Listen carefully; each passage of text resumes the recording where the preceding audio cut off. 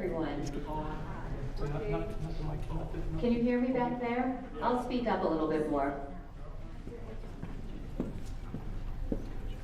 My name is Lauren Behrensfather. I'm the director of the Holocaust Center of Pittsburgh, and I want to thank all of you for coming out tonight on a chilly, snowy, icy night, although as many people have commented, much better than last night.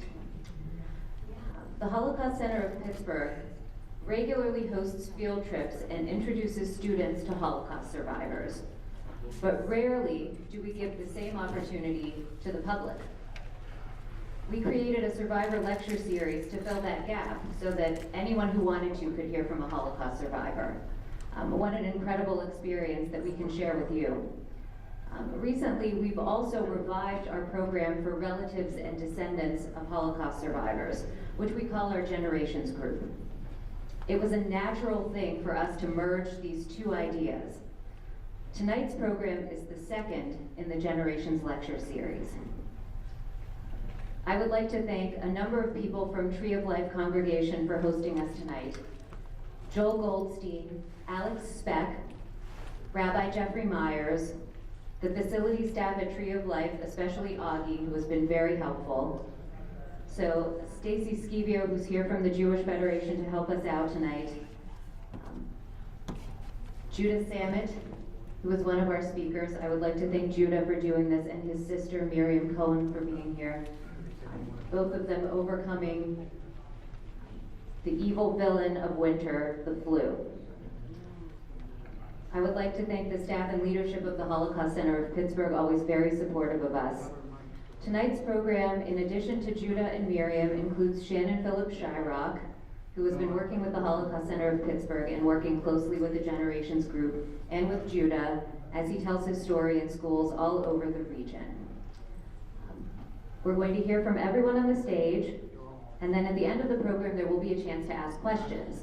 We have a microphone for that is a stationary microphone between the two rows of seats. You can see it right there.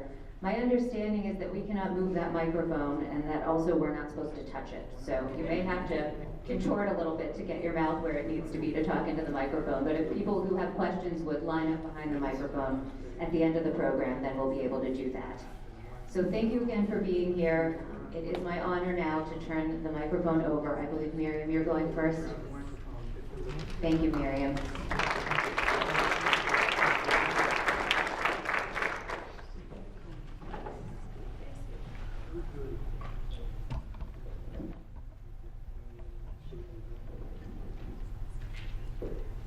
What is it like to grow up in a home with parents and 4 siblings who are Holocaust survivors? My name is Miriam Cohen, and my mother survived Bergen-Belsen with 4 children, both of her parents and her only brother. My father lost his wife and 3 children and most of his siblings during the Holocaust. He met my mother in Israel, they married, and he adopted her 4 children. Before I go into my story, I'd like to give you some background on the life of my parents before the Holocaust. My mom was born Hannah Rachel Marmolstein and lived a life of privilege in Hungary until the war began. My mom was a dynamo. Although she stood under 5 feet tall, Judah will tell you that she was 10 feet tall.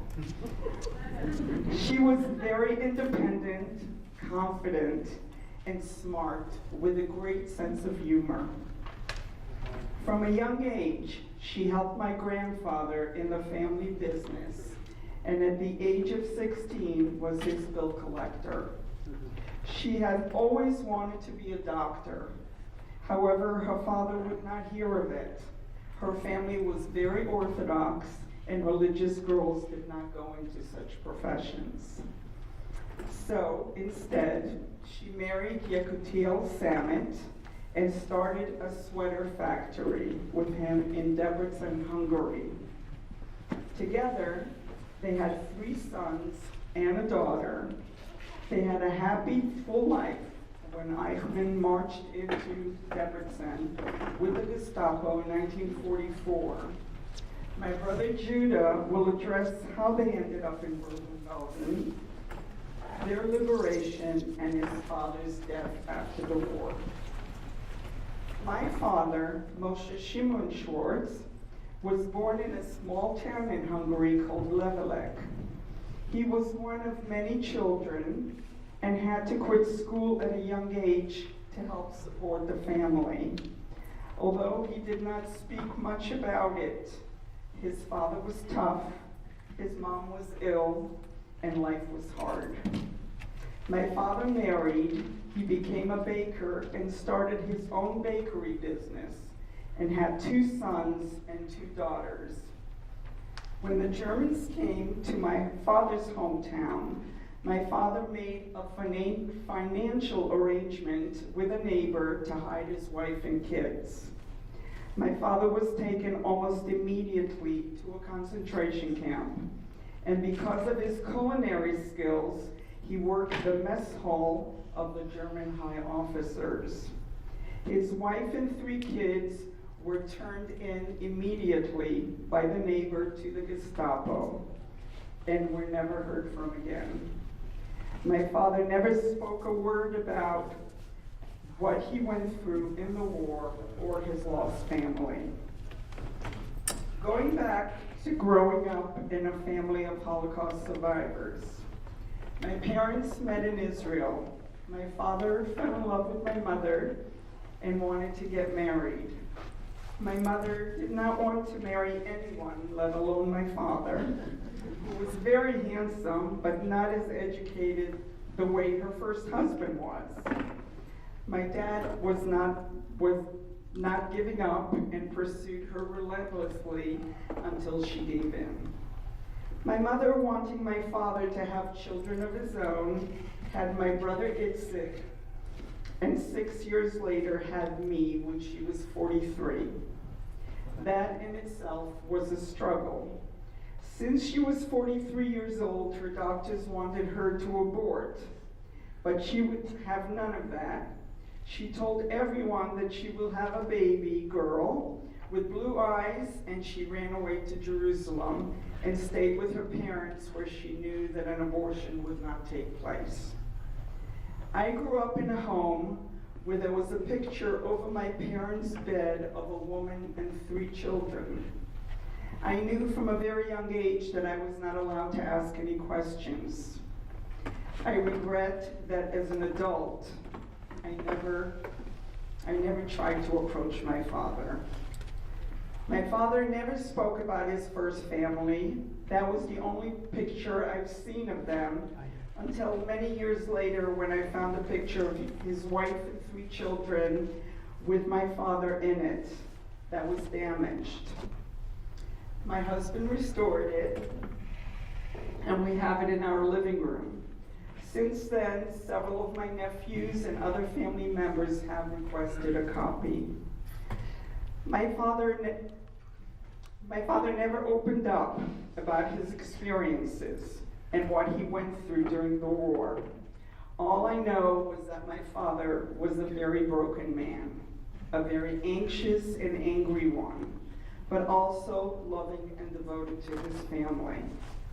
My mother was a very strong woman, but when I was 2, my brother Yaakov, who survived the Holocaust, died in a war in Israel in 1956 Sinai campaign. My mother was never the same after that. She worked, but did very little else. After reading articles about Holocaust victims having PTSD symptoms, I realized that my mother was having some of those symptoms herself. She withdrew from life, relationships, and most of her activities. My father worked all night as a baker and took on the responsibility of cooking and baking for the family. The children took on the role of cleaning and laundry. My sister Henya, who's 14 years older than I, took on the role of primary caregiver for me. When I grew up, we did household chores together. She was also my teacher in 1st and 2nd grade. We were very close. My home life became difficult after Yaakov's death. My father worked hard during the night and then came home to many other responsibilities that were clearly way too much for him to handle. He was a very heavy smoker who did not smoke on the Sabbath. Because we kept an Orthodox home, he was anxious and angry, especially on Shabbat. The environment at home was scary. My father was physically and verbally abusive. I should say my brother Itzik caught the brunt of his anger. My father was physically and verbally abusive to him. With my older siblings out of the house, there was no one there to protect him. I did my best by never telling on him, but I was too young, scared, and powerless to do anything else. My mom could have controlled my father, and the only thing that I could think of is that she was too depressed to do anything. I know my brother is still very angry at them, even all these years after their death. I was very independent from a very young age and very devoted to my parents. I was more of a caregiver to them than they were to me. I understood why my parents could not be there for me, as perhaps some of my friends' parents were there for them. When I was 7 years old, we were living in a farm in Israel.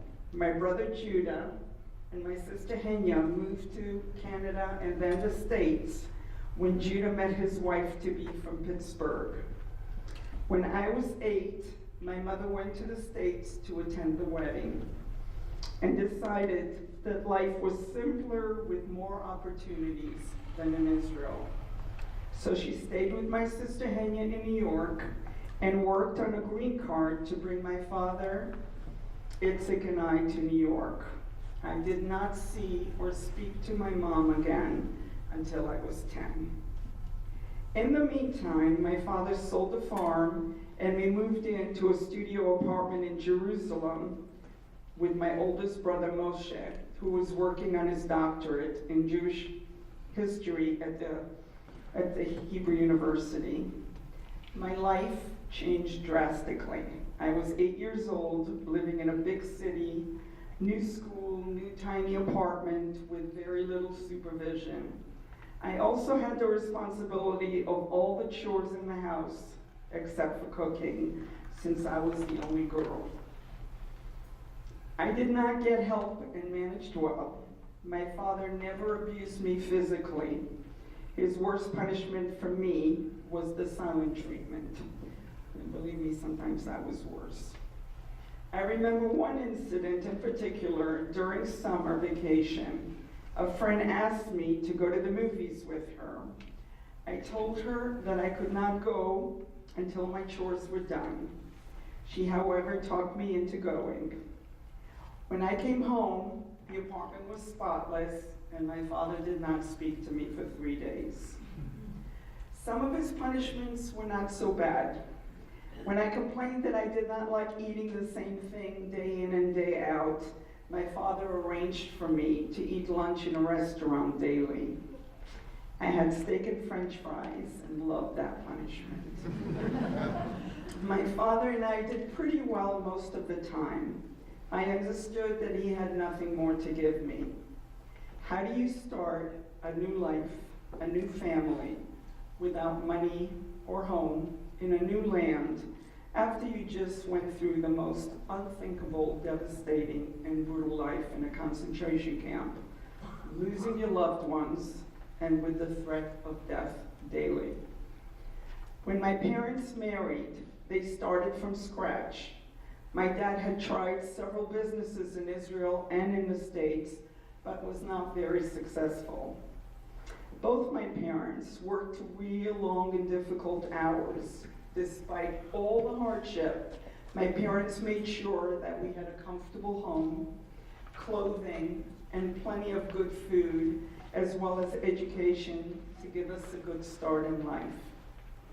As I grew older, my father quit smoking. He mellowed with age and seemed more content with his life. After high school, I moved back to Israel, and my parents followed me.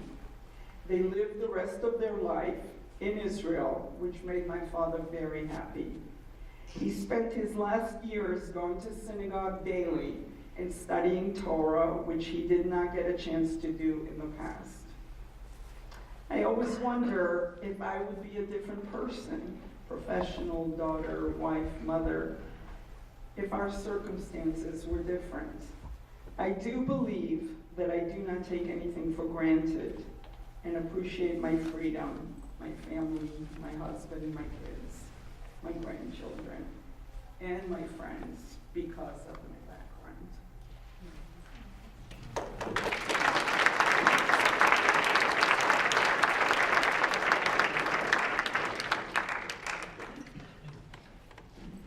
Thank you very much, Miriam.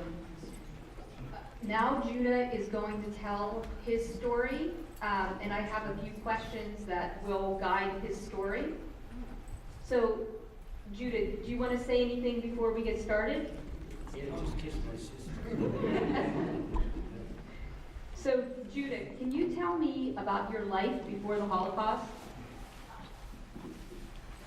I went to Haider. It's a Jewish school.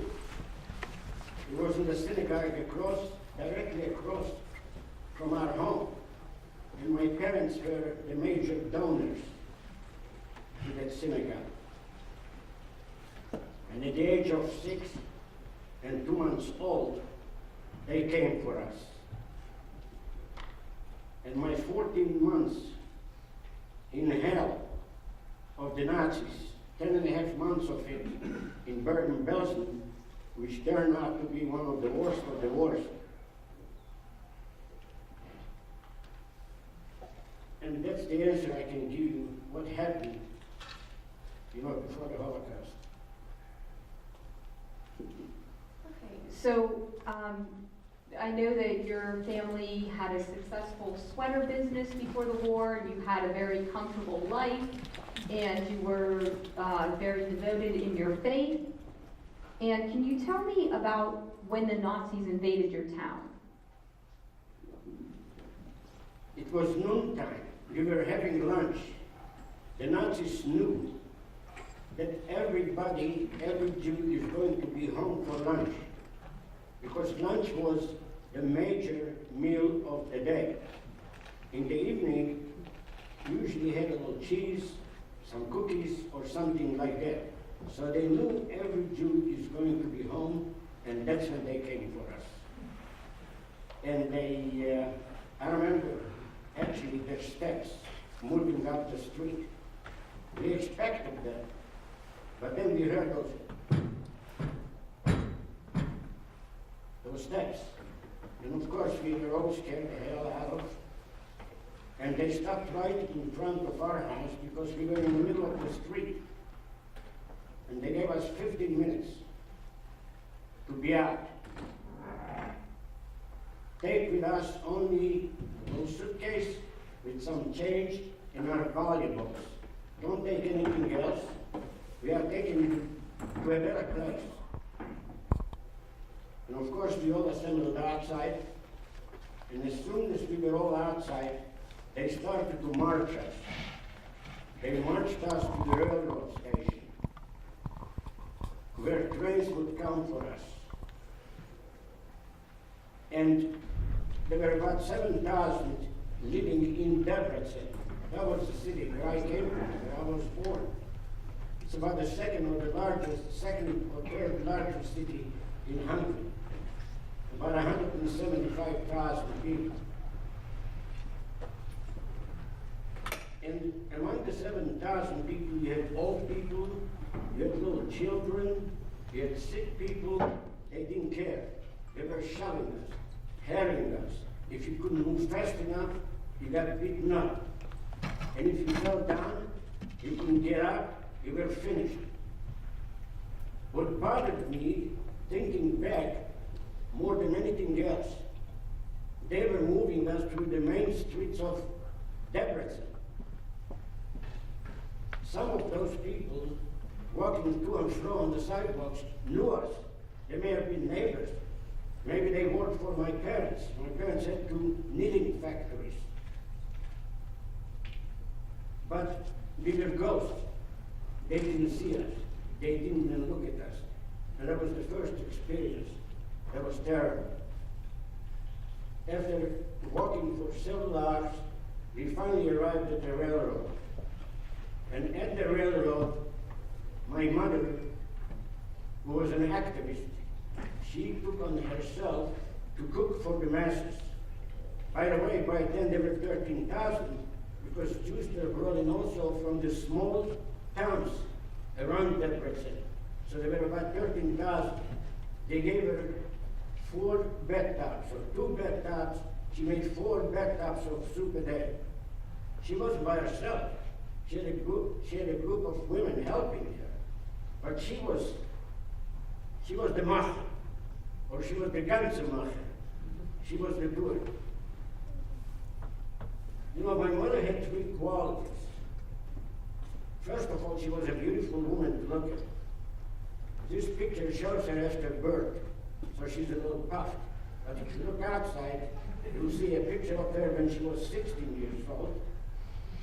And also you'll see a picture of us without my father. He died already, and that was after the war. So, first quality was, even though she was short for 10, but she was well built. What do you call it? Hourglass road? But secondly, more importantly, she was smart out of the box. She was a brilliant, brilliant woman. And the third, and it's going to come later on a little bit, she had guts. She was fearless. Something, unfortunately, I inherited from her. But she was a fearless woman.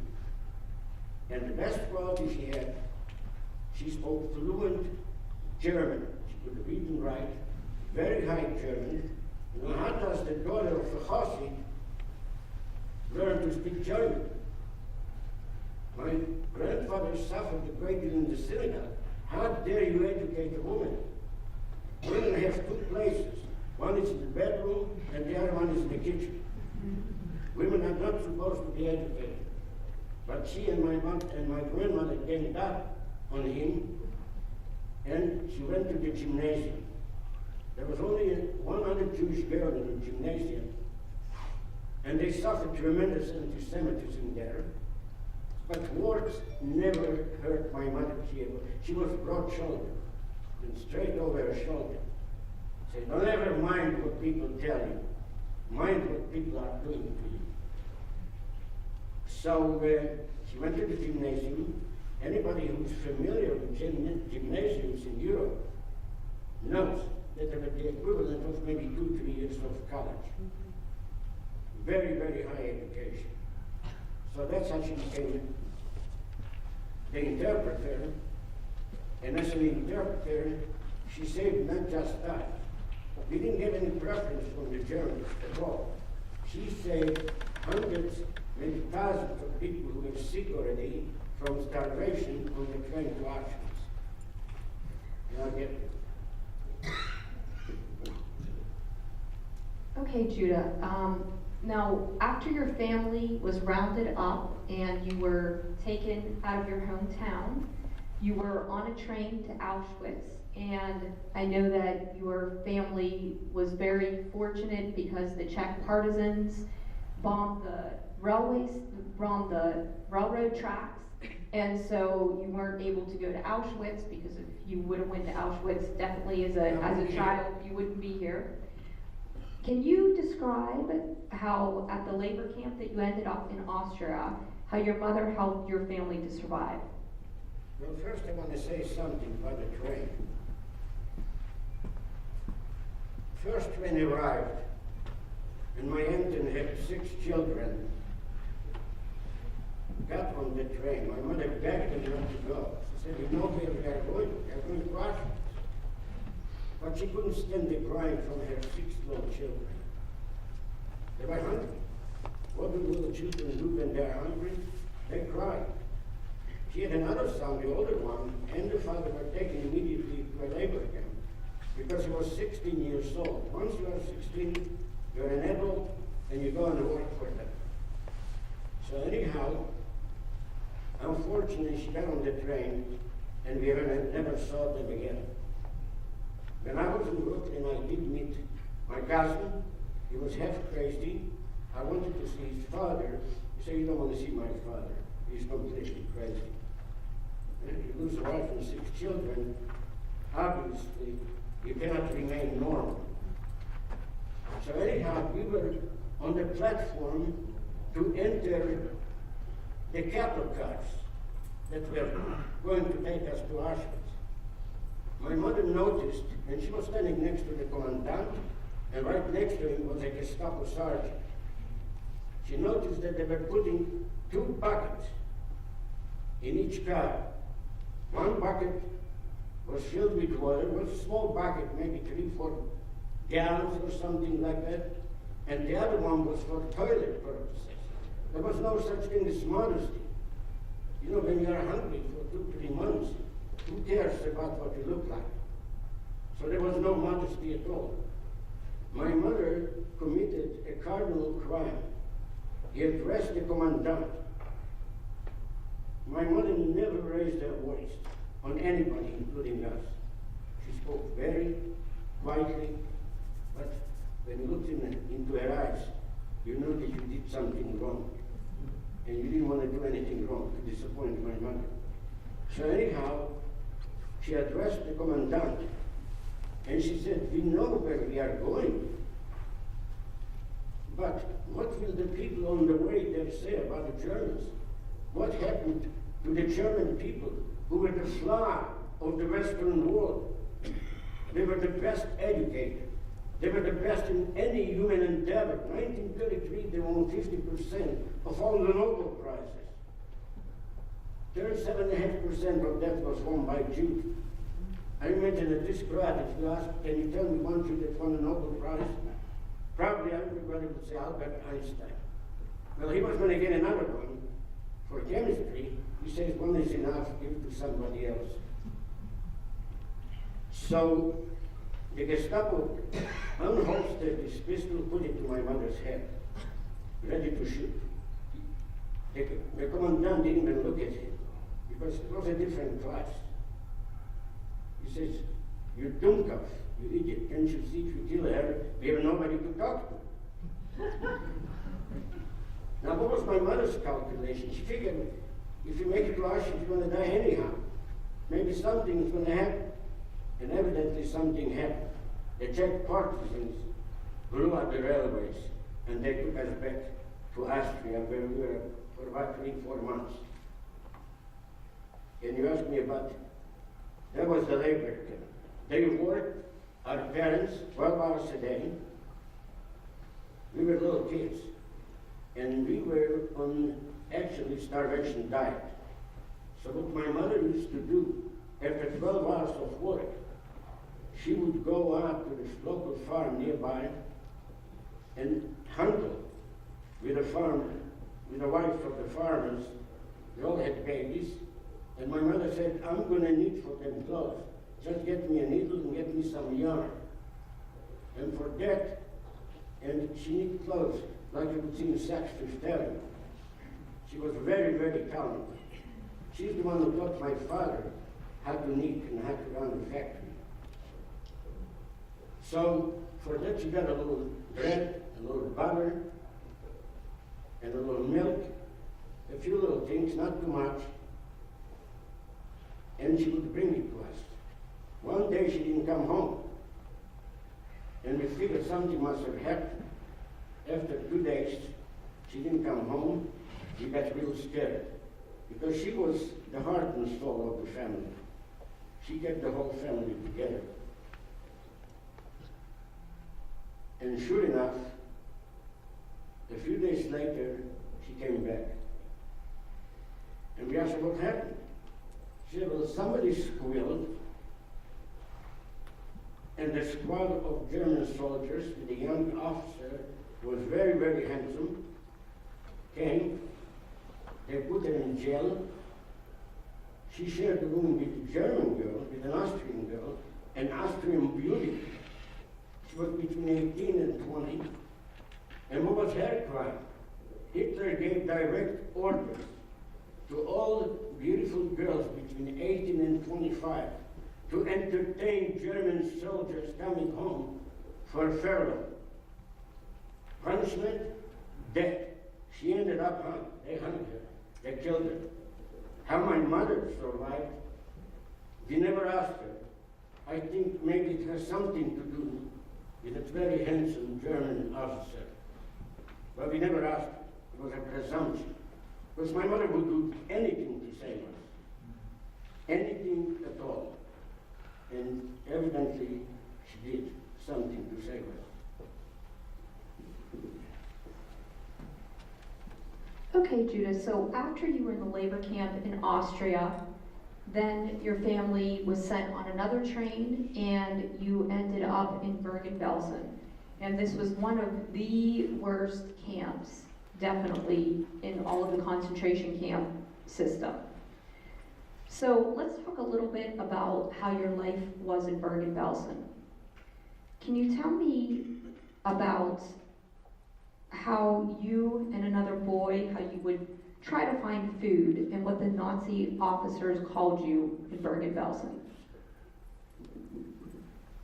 Well, to the officers were kleine jüdische Schweinehunden, little Jewish pig dogs. That's what they called us. But we always followed them coming out of their mess hall, and their mess hall was like a five-star restaurant. They had everything they wanted. There was another mess hall for soldiers and guards. They also got decent food, but not as good. And then the third one was us. Potatoes, a slice of bread, and a little potato soup that was basically water with some color to it. And that was our fare every day. In fact, we got a rock-hard black bread the size of a grapefruit. And many of the inmates were so hungry that they ate it. They died. My mother broke it down to olive sizes. And she fed us maybe 4, 5, 6 times a day. She gave us an olive size, and then she gave us a teaspoon from the soup. And I believe that that was one of the main reasons that we survived. There was another thing that helped us survive, is the camp was inundated with lice. I mean, they were crawling all over the place. My mother reasoned with us that if we eat the lice, we are only taking back what the lice took from us. It was blood. Lice are blood suckers, and blood is protein.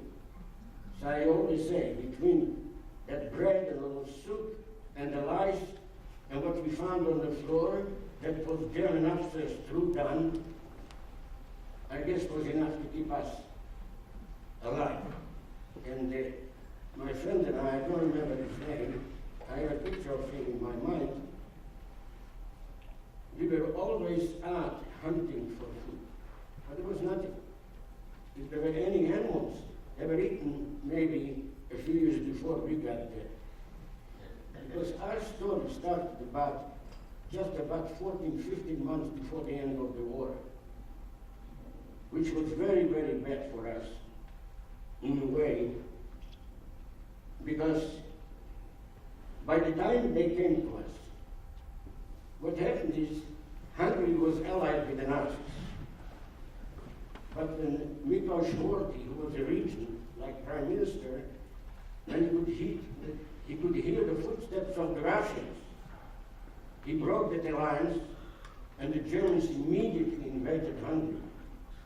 And with them came Eichmann. And Eichmann brought with him 21 SS officers. He used to say that my job in Hungary so easy because the Hungarians are more interested in killing Jews than even the Germans. These were the Hungarians. You know, Jews lived in Hungary for 1,700 years. They came with Attila the Hun. They were there before most of those Hungarians that hated us. And in fact, one of the reasons that my father went to the Dutch consulate and get us passports to come to America is because on the way home from work one night, he was attacked by a gang. One of the gang members was a worker of his. And he figured if one of my workers is willing to kill me, it's time to leave. Unemployment in Hungary was terrific. So if you had a job, especially my father was a very benevolent employer. He was very, very good to his workers. We had workers at home too. We had 2 or 3 women working for us, one in the kitchen and so forth. My mother came from a very entrepreneurial family. In fact, her grandfather was a judge and he was an agent. I don't know if you know what an agent is. He was an agent for an aristocrat. I think must have been a prince. He ran his lands for him. He rented out land to the farmers and collected. The aristocrat was very rarely at home. He used to be somewhere in Europe hobnobbing with the royalty of Europe. But he would come home every so often, maybe every 2 years or 3 years, and he would settle with my great-grandfather, whose name was Moshe Bloom or Morris Bloom. And what did he give him? He didn't give him money. He gave him a piece of land. Over the years, my great-grandfather accumulated a huge piece of land himself, and he rented it to the farmers. Some of it he kept, and he built a ranch where he was raising Arabian horses for the Hungarian officers' corps. Hungarians like to dress up, especially if you were in the officer corps, you had to be high-born. You couldn't come from the bottom and become an officer. You have to be very high-born. So they all like to dress up, sit on a beautiful Arabian horse, and what my great-grandfather did, he was also very benevolent. He built a free hotel, and he supported the church in town.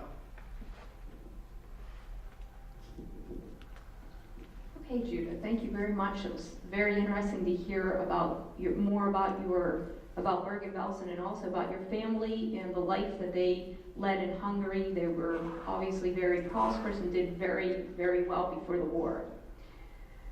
Okay, so getting back to Bergen-Belsen, can you tell me about the death train that your mother decided to put you on from Bergen-Belsen? And why she decided to do that and what the conditions were like on the train? I was on 3 death trains. The first one was to Auschwitz. Miraculously, we didn't make it. The second was to Bergen-Belsen. We were supposed to die in Bergen-Belsen. There were 60,000 people who actually died in Bergen-Belsen. Some of them, in fact more than just some, actually committed suicide. They would lay down, figuring that tomorrow is going to be the same, following tomorrow is going to be the same, so what's the use getting up? So they just lay down and they died. And this my little friend and I, we were walking. Out of respect, we tried to go around them, but after a while we became with ourselves, so we just walked over them, and we could actually hear the bones cracking. But it didn't mean anything to us. That did not mean that at the age of 7, I turned 7 in Bergen-Belsen. At the age of 7, I've seen more death than life. And the life I saw, we're just about ready to die. So, what was it?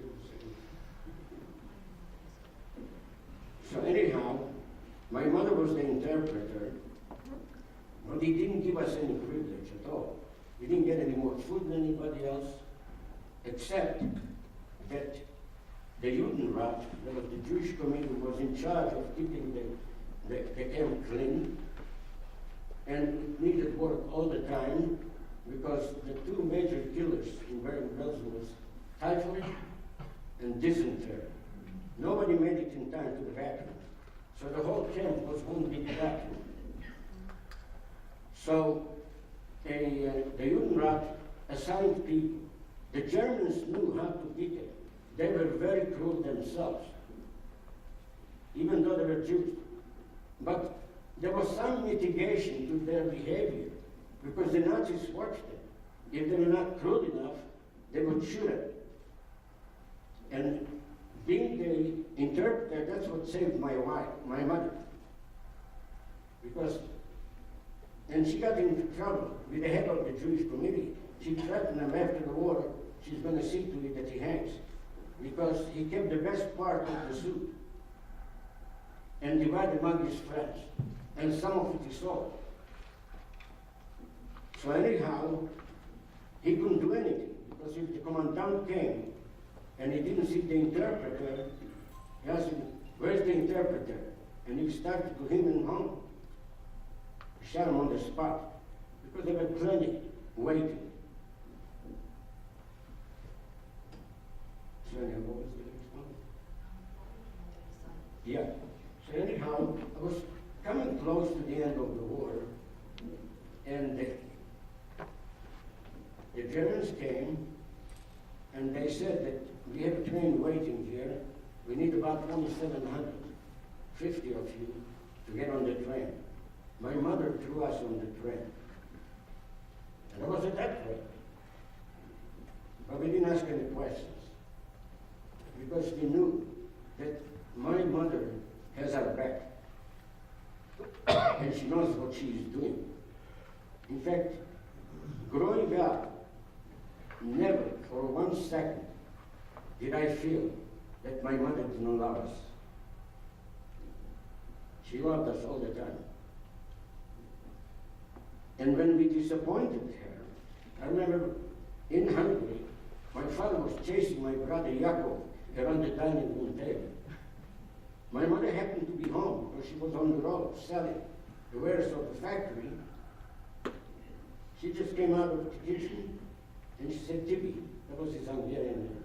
My Hungarian name was Imre. And the big one, Moshe, was Polly, and my sister was Mari. So he came, lowered his head, came straight to her, very light. Now, what did you do? You see, our biggest fear of my mother was to disappoint her. She loved us so much. How could we disappoint her? I know my sister had already a little different experience. After my brother Jacob got killed in Rafah, southern Gaza, she changed. I remember when an officer took me out of class, I was teaching in Beersheba, and people, the soldiers were coming back from the Sinai, singing and dancing, and I knew I had no reason to sing or dance. As soon as I got home, my mother was sitting already on the log chair, and when she saw me, she said, at least he did not die in Bergen-Belsen. He died for the state of Israel. So anyhow, many years later, I used to go visit her every year, at least once, or bring her here for a couple months, and she used to stay with Miriam. She wanted to stay with her daughter. And I asked her, Emma, why did you put us on the train? And she said, I had two choices. One was a sure thing, and one was maybe. And I chose the maybe. The sure thing was that if we stayed in Bergen-Belsen another day or two, we would be all dead. Because they stopped feeding us for the last week or two. The Germans ran away. The infrastructure completely collapsed. So that's why they put us. And evidently her instincts were good again. That was my mother. She was the businesswoman.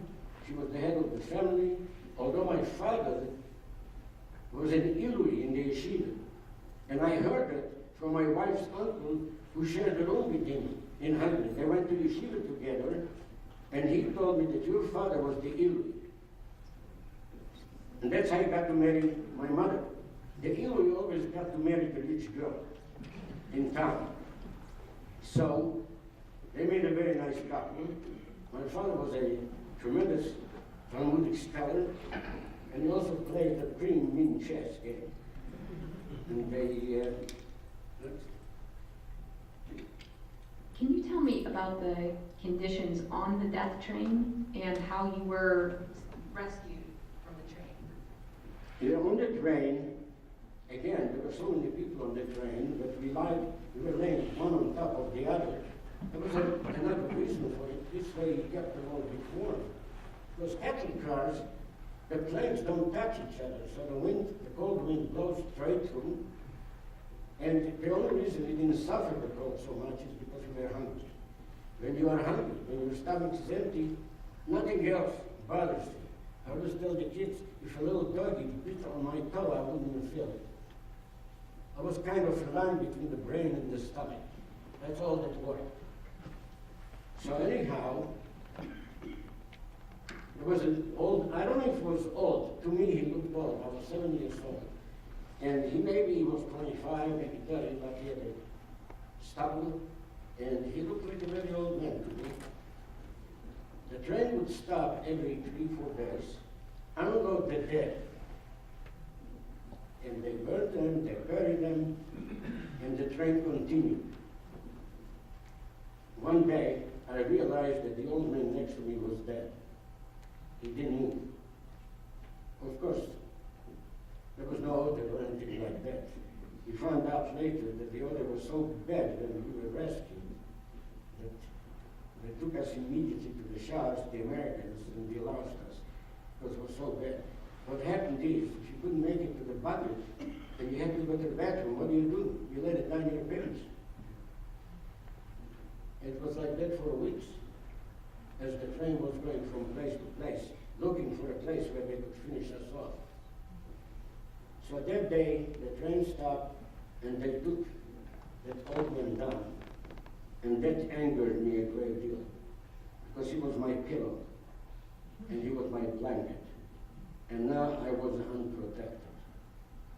And we also noticed that the guards on the top of the cars, Germans, were changing. At first they were regular military, and they had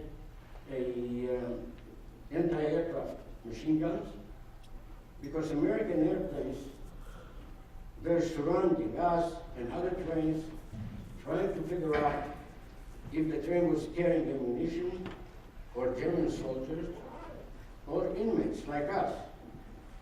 So luckily, they figured out right about us.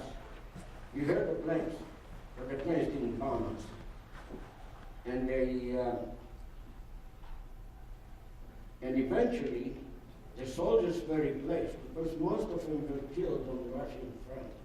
I think like 2 million German soldiers were killed fighting the Soviet Union, and another million fighting the Americans, and the Canadians, and the English. All of a sudden, we saw teenagers on the cars. Who were the teenagers? They were called Hitler Jugend. Those were the favorite of Hitler. They were the most dedicated to Hitler, and they would kill just like the adults. Then all of a sudden, they were not there either. And they opened the doors. My father was studying English already, you know, getting ready to go to America, so he had to know English. So anyhow, we were in the middle of a forest. There was a great rumble, and we thought, oh, this is the spot where they're going to finish us off. Sure enough, a tank came rumbling out of the forest. The turret of the tank was not aimed at the train. That was the first clue. And the second clue, when the turret opened, the soldier jumped up. His uniform was different. So my father yelled, "Americans." And sure enough, we all came out of the train. And we all surrounded the tank. I think the tank was filled with candy. And he was handing out candy. Not too much, just a little bit. And people asked him, "Where are you from?" He said, "I'm from Brooklyn." "Is there a Jew in New York who doesn't have somebody in Brooklyn?" So everybody asked me, "Do you know my aunt? You know my cousin?" He was supposed to know everybody, and he knew everybody. So anyhow, a little dancing and singing, as much energy as we had, and then they packed us back on the train and took us to Phillips-Shyrock. Phillips-Shyrock was a big city on the Rhine River. It was very broad, very big, and there was a big bridge, but the bridge was bombed out. And we figured this is where they were going to finish us. They closed the doors, there was no way out, and they were going to push the whole train into the Rhine River. But thank God the Americans got there first. But I gotta tell you that Bergen-Belsen was not freed by the Americans. It was freed by the English, by the British. What happened is, there were some German soldiers who did not realize that the war was over. They kept fighting. So they were fighting the British very close to Bergen-Belsen. And all of a sudden, they saw this man with a white coat, looked like a doctor, coming and yelling, "Medicine, medicine, medicine." They didn't know what to do, but eventually they understood. And when they came to the gate of Bergen-Belsen, it was like the gate of hell itself. There were 13,000 corpses strewn all over the camp. You couldn't walk without walking on somebody.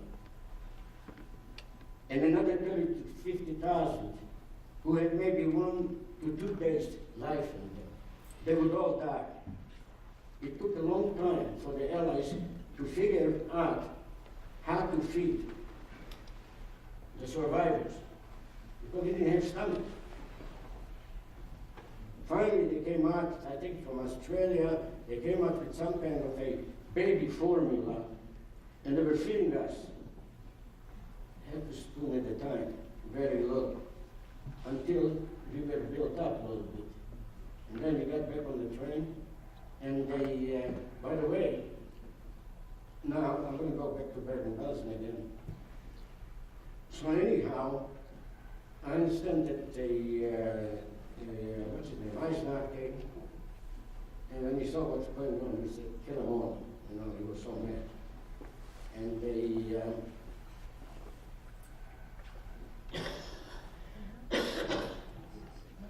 so anyhow, there were some, excuse me.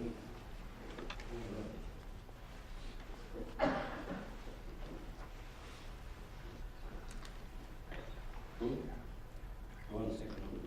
I just want to finish. There were some war correspondents who traveled with the British.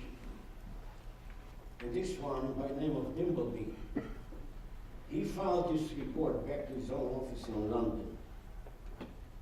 He said, if all heavens were paper, all the trees in the entire universe were pens, and all the oceans and the rivers and lakes were ink, would not be enough to describe what I have seen in Bergen-Belsen. I happened to watch 3 Eyes on public TV, the trial of the 21 leaders of the Nazi Party. They wanted to show the depravity of the German people. So they showed a movie about Bergen-Belsen.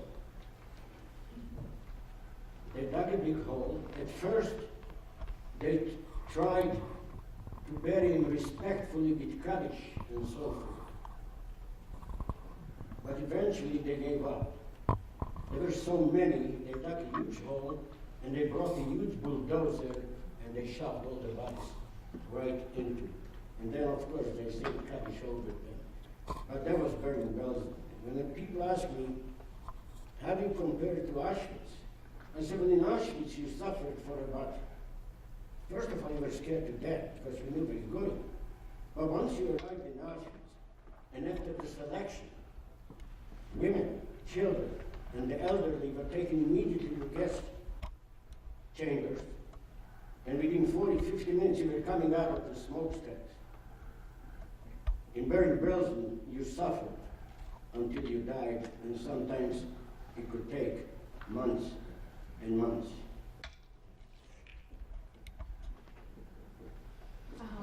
Okay, so we're going to open it up to questions now. Miriam, would you like to have the first question? Or do you want to open it? Okay, great. Does anyone? Okay, go ahead. This question is about guilt. I lost 91 people in my family. We know who killed them. We know who killed them. And all my uncles in America fought in World War II. I was born after the Holocaust was over and after the World War II was over, 1946.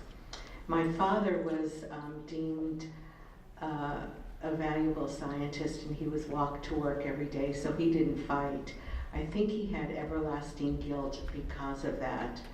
And I was raised with pictures of all the people we lost on the walls, and the survivors were paraplegic. We got them and took care of them until they died.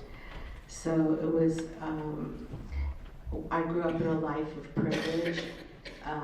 There was nothing said to me, but I had overwhelming guilt. It was just like this free-floating guilt that had to do with maybe not having suffered or having to live with the aftermath. I don't know where it came from, but as a child, I would say I had a nightmare of persecution for about 5 years of just playing happily and then suddenly being snatched by a Nazi.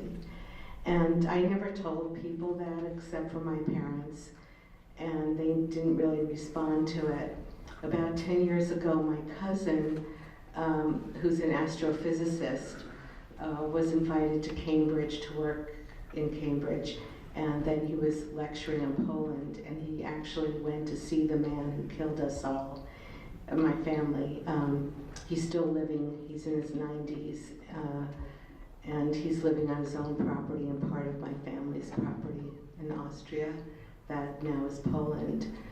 And when my cousin went, he told the rest of us, and suddenly this whole topic of guilt came about. None of us knew that the other people were suffering from it, that the cousins were suffering from it. I wonder if you had a similar experience and how you handled it. Yes. Yeah. I want to say something about Miriam's father, my stepfather. We were concerned about him. We even thought that he may have been a part of the Jewish committee. But we never asked him. He never spoke. One day in Jerusalem, my mother and my stepfather went to see my grandparents. And they were walking up the street on King George Street, and they passed this restaurant that was very boisterous. Seemed like there was either bar mitzvah or a wedding, something going on in that restaurant. And there were a few men at the door talking very loud, as you do after a few beers or maybe wine or something like that. So as they passed, one of them said, "Morris Schwartz." He turned around, he didn't recognize him. So I kept going. Then again, a little louder, more short. So finally my mother said to me, these people seem to know you. Aren't you anxious to know how they know you? So I went over in a very respectful way. He said, gentlemen, I don't know who you are, but you seem to know why. And they said, oh yeah, we know who you are. And he said, how do you know me? I said, because of you, we are here. You saved our lives. How did you do it? You remember, he was put in the mess hall of the officers in a concentration camp.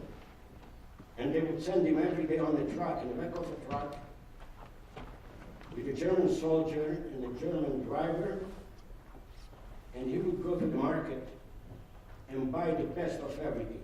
Money was no object. And then on the way home, as he was passing the fence, and the fence was electrified, but since people threw themselves on the electric fence, committing suicide, they always had a dozen or so inmates fixing the fence. And as he was passing the fence, he would throw down a bread. He would throw down a piece of cheese. He would throw down some fruit. He threw down enough to sustain him, making sure that the inspector at the kitchen will not notice that stuff is missing.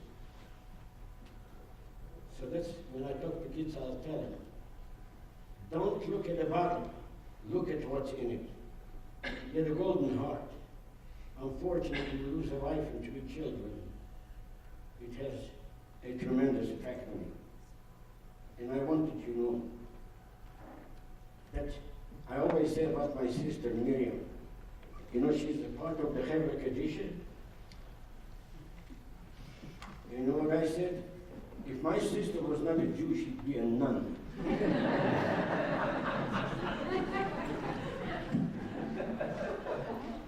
I do want to address what you asked about guilt, but I also want to say something about Judah. You know, he talks about my mom being this savior of the family, and she truly was. But when Judah said he took on her role, he wasn't kidding. I mean, Judah is the kind of person in our family that if you need anything, he would be there and he would give you the shirt off his back. And I don't know if I say it enough how appreciative I am of that. But he is a very, very special person.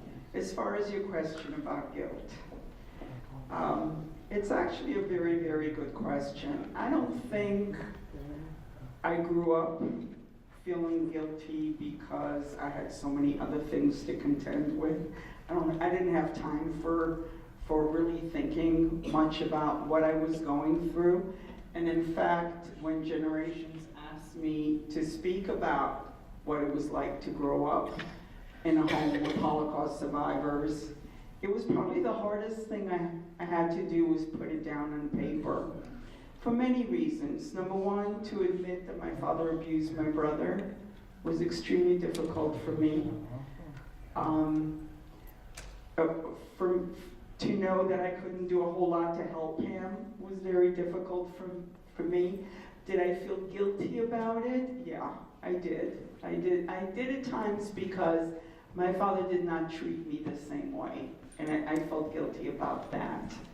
I felt guilty when my siblings had difficult times in their lives because I really felt that a lot of it had to do because of what they went through.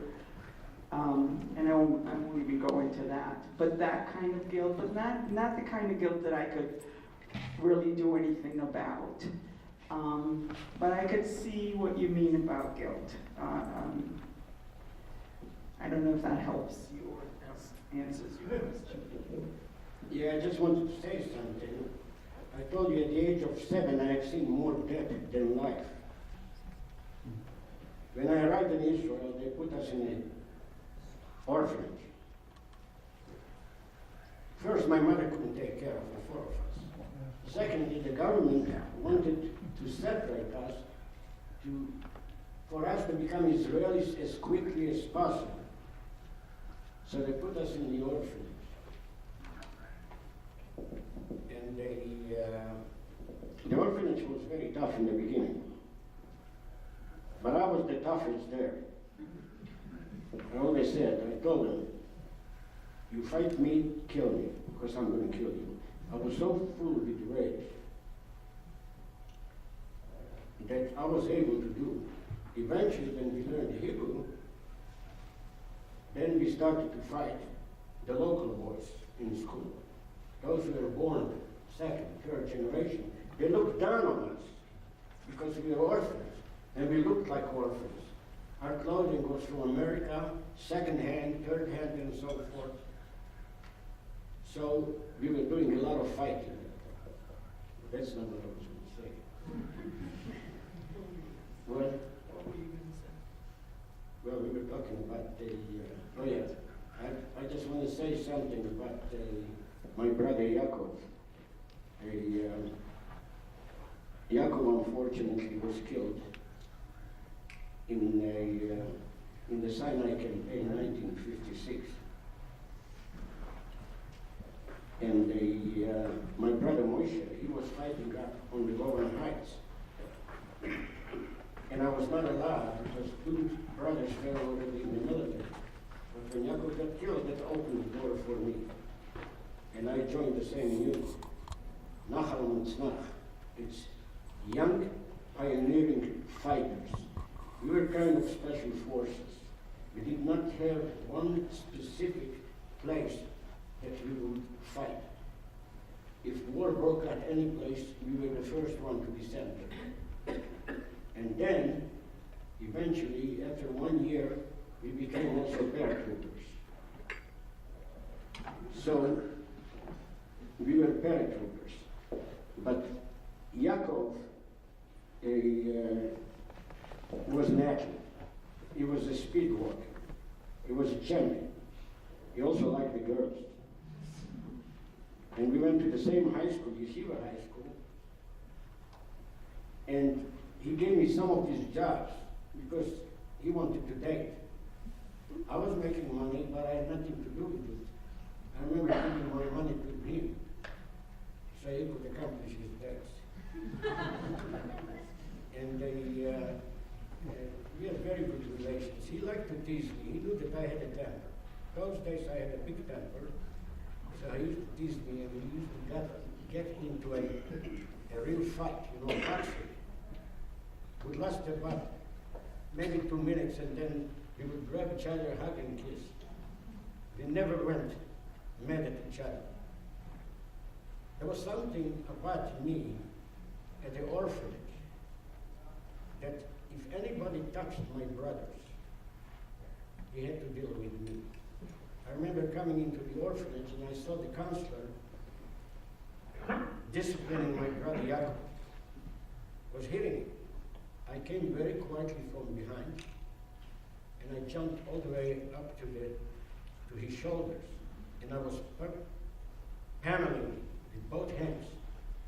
He tried to get rid of me, he couldn't. And I just kept yelling, if you ever touch my brother, I'll kill you. And it was a thing that I probably could do, too. It was not an exaggeration. Finally, I jumped off, ran home, and when I got home, my grandfather was there. My mother was at work, and my grandfather said, you better go back before your mother comes. And sure enough, my mother came, she saw me. Now, what did you do? And she took me right back. Okay, are there any other questions? Go ahead. How old were you, Judah, when you came to the States? How old were you when you came to the States? I came to the state, I was 25 years old. I actually came, my uncle who was with us in the camps, my mother's brother, that my mother saved his life. She convinced the Nazis that her parents need him because she's busy with the forest and her husband. How the heck she did that is beyond me. So I said, my mother never raised her voice very respectfully, and my uncle was with us. So anyhow, he came to visit his parents and my mother, and he had some men for my sister. So I had a very good job for the government. I ran 2 small towns for the government, and I had actually no desire to go. So my mother said, why don't you take Judah on a little vacation? Sure enough, I went. He lived in Toronto. I didn't like Toronto. It was too cold. Little did I know that Pittsburgh is colder. So I went to Brooklyn. And we do have a large family in Brooklyn. I have a lot of cousins there, and uncles and aunts, and about 2 cousins and their father. It was actually the 2 cousins. They opened the coat factory, and I worked for them. Now, my aunt, that is my uncle's wife. My uncle was my father's brother. They were having their son, who was going to have a bar mitzvah. And they, sure enough, she forced me to come to the bar mitzvah. In the meantime, my wife, her father was a cousin of my aunt, her daughter, Barbara, was a school teacher. She was a 2nd grade specialist. And they told her that you are coming with us. She said, I can't leave my kids. She said, don't worry, you already got for you a teacher, substitute teacher. She said, but also I'm working on my master's at the university. I already talked to the professor. So she had no reason not to go. So there was this bar mitzvah. They took over a Washington hotel in Bell Harbor. I think it's the only kosher hotel in New York. I mean, blood kosher. And they set my wife and I at the children's table. The oldest child was 5 years old. And here I'm talking to my wife, and she said, I can't hear you, why don't you come sit next to me? What I fell in love with her is her English, because everybody else was a Hungarian, and they were yucking and yucking and yucking, and here is a woman who spoke beautiful English. Then we went for a little walk, and in Bell Harbor, you have what you have in Atlantic City, you have a boardwalk. And I looked at her, I said, you have heels. Must be killing you. Says, here it does. Why don't you take your shoes off? And we went back to the hotel. She told me later, she told her father on the way home. They drove.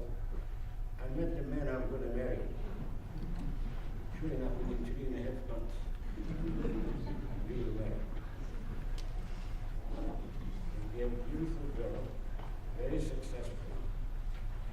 I don't know anybody who ever was pregnant. Why did he come to His Pittsburgh? wife was from Pittsburgh. Oh, Barbara was from here. Barbie was from Pittsburgh. And she was born actually in what do you call it?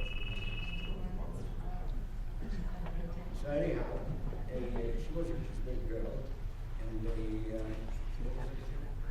Would you mind turning up the microphone Pardon me? because some people can't hear you. You turn on the mic. well, that's it. We got married.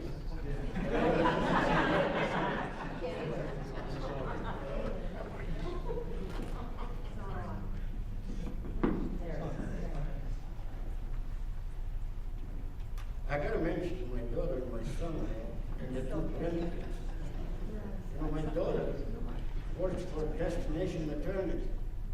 Any woman here who gave birth to a child probably bought clothes from either maternity or being the pod. There is a smile. They have a couple thousand stores, and they have their own design. They have designers and everything. They do themselves. And she's the creative director, and she's the vice president. In fact, today, right now, she's in Beverly Hills on a fellowship. She has a half a dozen. My son-in-law graduated Cornell in mathematics and theater, but he chose theater. So he created, he founded, and it's really moving very nicely now. In fact, they're going to come to Pittsburgh. It's called Jewish Place Project. He put together a group of people of a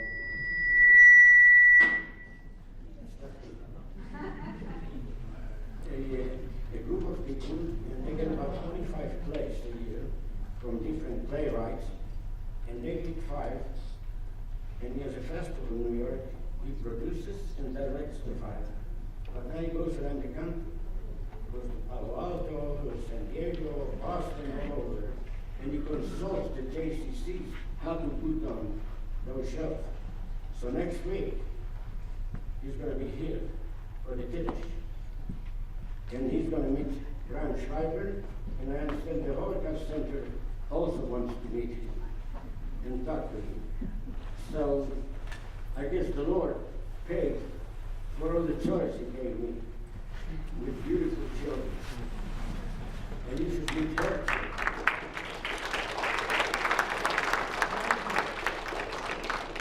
Miriam and Bruce, Dr. Bruce Cohen, they have 6 grandchildren. By the way, that's what I wanted to tell you. After seeing so much death at the age of 7, when Itzhak was born, I was 11, and then Miriam was born, I was 16. It was like a revelation to me. For the first time, I realized that there is life after all I went through.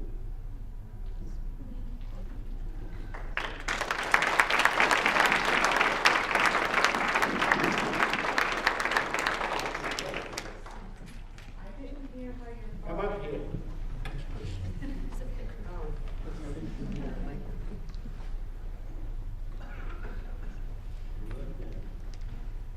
I didn't hear if you mentioned how your father died and when your mother remarried. About 3 days after liberation, my father and his brother, against my mother's wishes, went out to look for not a chicken, something to bring home and cook. You could get anything you wanted from the Germans, but it was a duck.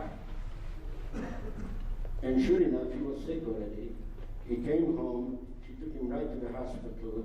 Within 2-3 days, he died of typhoid. The funny thing was, my grandfather, who was 25 years older, also got typhoid, but he survived. He survived. Now, one might ask a question, like Rabbi Birkin asked me, Judah, how come you don't talk about your father so much? And I said, my father was on the bus, but my mother was the bus driver. You know, by the way, when I talk to kids, and I spoke to Shadyside Academy, and there were a couple of girls giggling when I talked about my mother. And I told them, remember, there's only one person in your life who will lay her life down for you. Nobody else, except your mother. I got letters from all of them. One of the letters I received from a girl, she writes, I had issues with my mother. But today, when I got home, I looked for my mother, I found her, I grabbed her, I hugged her, I kissed her, and I told her how much I loved her. That's the benefit I get from my conversation. The fact that they treat me like a rock star,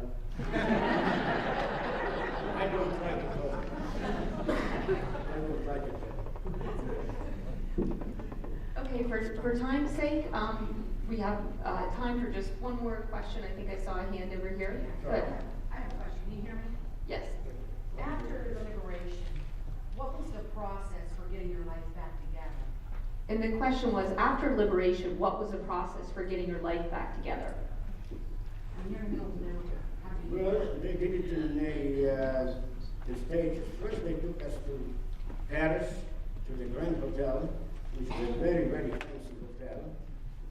Very fancy hotel. And we were there for a couple of weeks. I remember because first time I ever saw an elevator, and there was a whole room and there were benches. And my little friend was still with me. We always hid under the bench until the guy figured out we were down there and he kicked us out. Now after a few weeks there, they took us to Orly. Orly today is the major airport near Paris. But at the time there was a pension there, and then they fattened us up. They fed us almost like ducks, the best of everything, till we rebuilt our power, our energy. And from there we went to Marseille. By the way, in Paris, the Hungarian government sent emissaries, and so did the Soviet Union, looking for people who ran factories, because they didn't know how to do anything.